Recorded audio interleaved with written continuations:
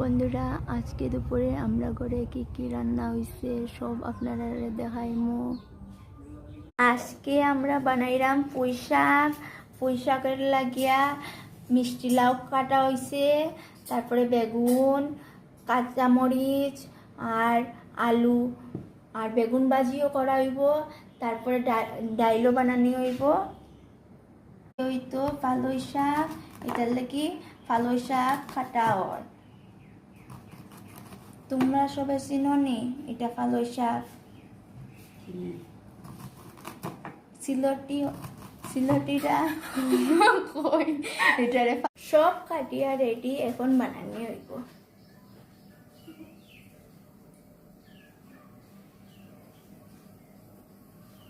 আজকে ওলা গরম দেওয়ার মনে হয় আজকে জ্বালাইয়া শেষ করি দিত। গেছে পালই শাক, পুঁই শাক, বেগুন ভাজা আর ডাল।